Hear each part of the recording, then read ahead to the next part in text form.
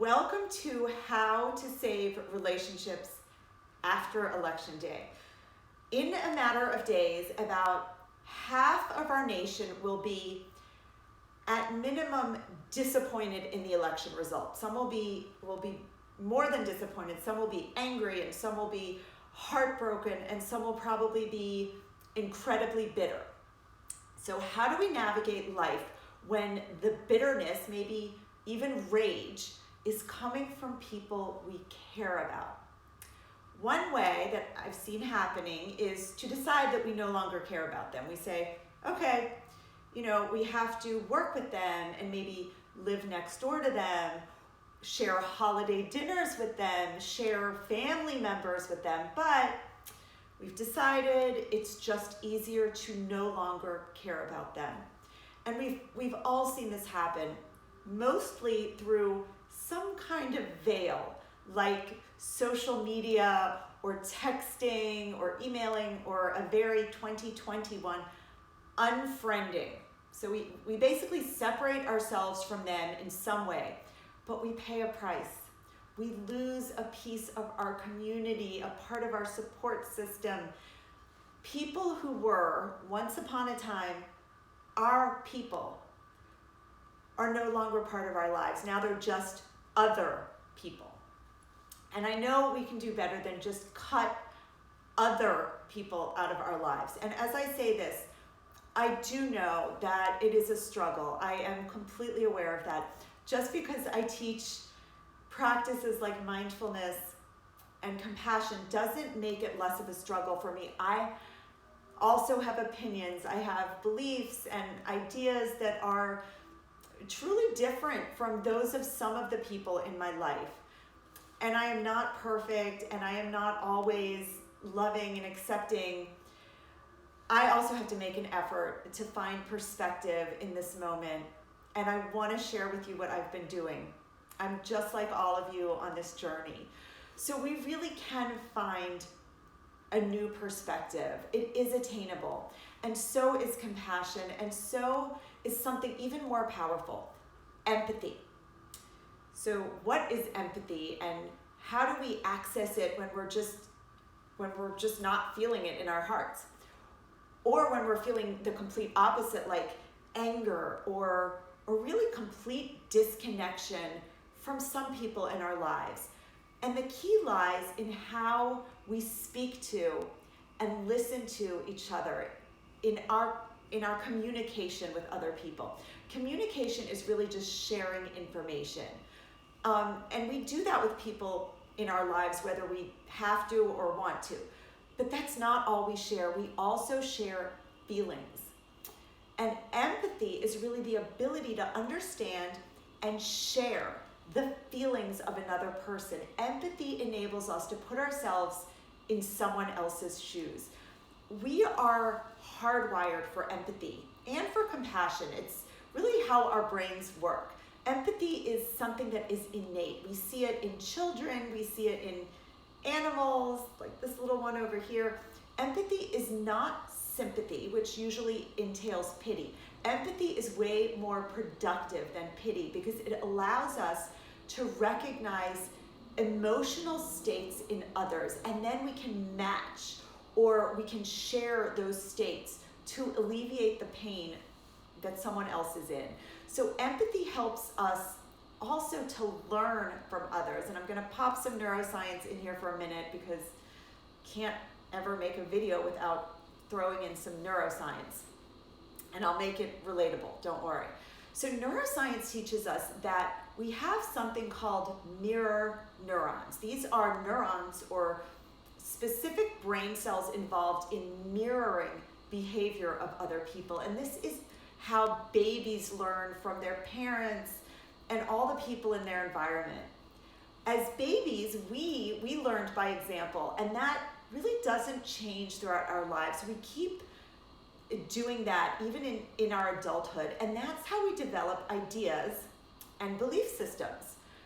And political affiliations, we learn by the example of other people. And much of the time we get to learn from, truly good and beneficial examples. But whether the the examples are kind and loving or whether they're cruel and destructive, we learn from example and we set examples for other people. So our own modeling is contagious, and so is our empathy. So in this moment of really palpable anger in our nation, of so much divisiveness, we can find empathy across different groups, different genders and political parties. We can be sensitive to others, and they can learn by our example, yours and mine. So let's look at how we can use empathy, and I'll offer a few mindfulness techniques to save our relationships with really half of our country through empathic behavior. So there are really two main types of empathy. There's emotional empathy, which is hardwired into our limbic brain, our feeling brain, and it happens outside of our conscious awareness. And then there is cognitive empathy, which is really unique to humans. We can harness this empathy deliberately. It doesn't make it any less authentic. It's just that it's the kind of empathy that comes even in times where empathy isn't our reflex. Like during an angry election season, we can harness that type of empathy. And I want to reiterate that we are wired for so many beautiful emotions like empathy and kindness and of course some more self-serving reflexes too. Human nature is really a mix of self-interest and compassion. And the self-interest allows us to survive, but the compassion and the empathy and the kindness, these allow us to thrive so we can form human connections. And we really need to balance all of these human traits to thrive within our communities. And I want to point out, even too much empathy can be a problem. In fact, there is a Yale psychologist named Dr. Paul Bloom, and he expressed how too much empathy can actually result in bias, where we feel empathy only toward one group. So whether the group is red or blue or purple, to coexist, we need to be able to harness real empathy for all people, even for those with whom we have differing views. So after Election Day, no matter what the result, we need to live in harmony with people, who may disagree with us. So here are some mindfulness practices to help navigate life after the election. Be curious, not judgmental. And the key is to approach people who have different views with curiosity instead of judgment. So consider this thought. Say to yourself, I wonder why they feel that way.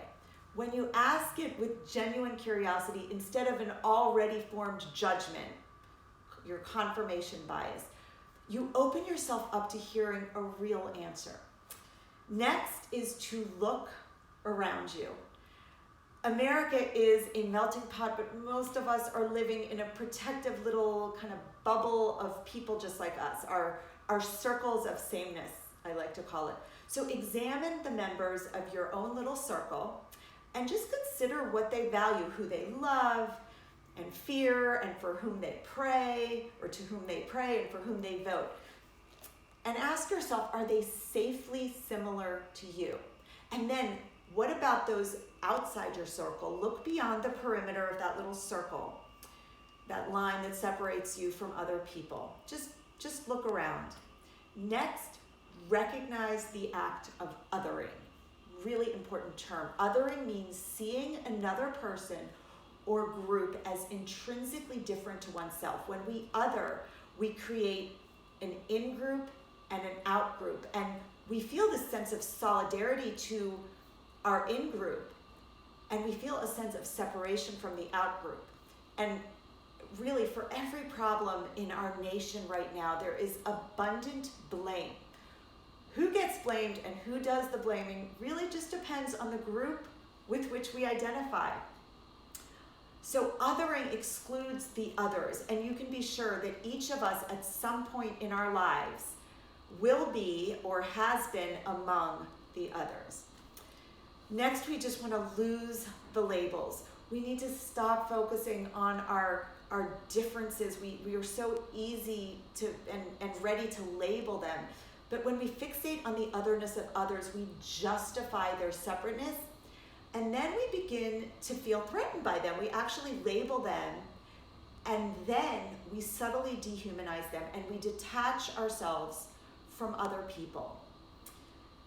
Then we want to question our beliefs, question the stories that you keep on hand to justify the otherness of others. We tell ourselves things about them to justify. We say they're dangerous, or they're useless, or they're senseless, but we fail to see our own divisiveness, even hate. And hate is a tough one, because hate, even toward a hater, is still hate. It still disconnects us. And humans are wired for connection, not disconnection, not for hate. So hate needs to be fought with setting a more powerful example and expanding our beliefs, opening up our belief systems. Next is to listen openly, and listen not just to the people with whom it's easy to agree. There is an amazing man named Daryl Davis, and he's a Black jazz musician who had the courage to deliberately confront members of the KKK. And in doing so, with authentic empathy, he actually influenced over 200 members to leave the Klan. And his very first step was simply in listening to them, to letting them be heard. Next, we want to find common humanity. This is important because we really need to focus on what unites us, our common fears and vulnerabilities, and even our dreams. We all yearn for love, and we all suffer from fear. There's no use for hate between any of us. We share so many common things. Then we want to recognize fear beneath anger. Anger cannot be conquered with more of the same. It needs to be fought with an opposing energy. And if you peel down the layers of anger and of hate, beneath most types of anger, you're likely left with fear of losing something. Fear is generally the basis of anger and hate. So get to know your own anger.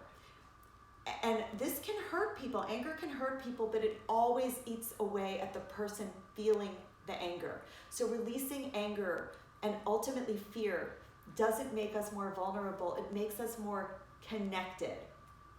Next, we want to deliberately seek compassion. So releasing anger automatically makes this kind of space for compassion. I always think about Nelson Mandela. In his 27 years of really unjustified imprisonment, he found compassion. He chose compassion over anger for his captors. And anger is a tricky one. It's easy to grasp, but it's exhausting to sustain. Compassion takes much more energy and effort to grasp, but once you grasp compassion, it's effortless and it's contagious. So let's practice self-compassion. Mindfulness can teach us how to still our mind and release those fear-based thoughts, and then find space for compassion toward ourselves. And once we do that, we can have it toward other people. Next, we want to be wary of absolutes. Nobody is all good or all bad. And those who aim hate at any group of people really can't dismantle hate. They just divide us. And we are all connected by some common strand of humanity. So these are some perspectives that can help you in this next few days and the days beyond that. But I also want to give you just some daily tools that you can use. So here are 3 daily practices to help navigate this post-election world. 1 is to begin a regular practice of self-awareness and that self-compassion. 2, focus on gratitude for what you have. And 3, operate with an intention of inclusion. So let go of judgment and seeking otherness in others. Just navigate other people's anger with some understanding and some curiosity. Just be your highest self. Really be the example for the human race, our shared and sacred race, so that we can unite America regardless of who sits in the White House. We don't know that yet. Namaste.